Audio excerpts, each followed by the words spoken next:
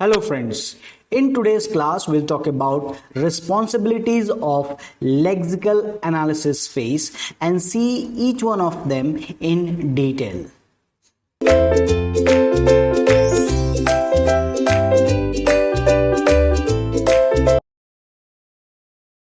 So now the next part here is the responsibilities of lexical analyzer, and we will see this responsibility in detail. But here the first responsibility here is the scanning of the input. As I already told you, it's a scanner. So scanning is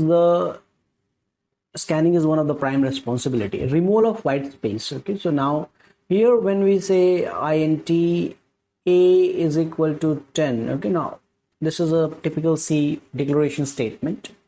And here you can see that there's between int and a there is a space, and that space is basically called as a white space.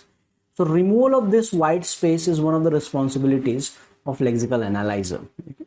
So removal of this white space, removal of comments. Okay. So now if I put there is a two types of comments we can have. Is one type is this. If I say variable a, and another is in C language multiple line comments we are having, that is terminated by this.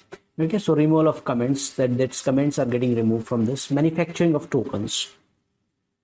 Okay, so now tokens is one of the terms that regularly we are using with this lexical analysis, and to manufacture the token is one of the responsibility of this lexical analyzer, and one of the responsibility, I'll say the prime responsibility. Okay, so that is the prime responsibility of lexical analysis. Generating lexical error. Okay, if here it is one of the important statement that if it's not possible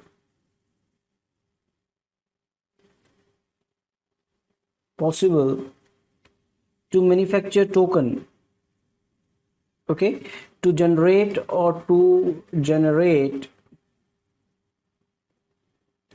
token,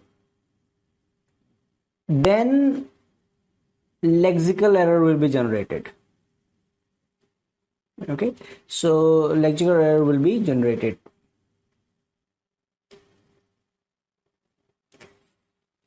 So now manufacturing of token is an important part, and if we are not able to manufacture token, then lexical error will be generated.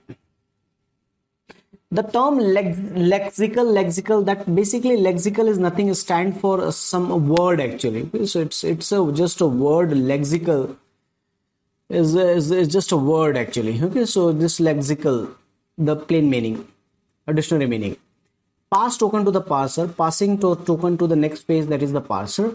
And here in this we will recognize keyword and identifier. This is one of the prime tasks, and that we are familiar with.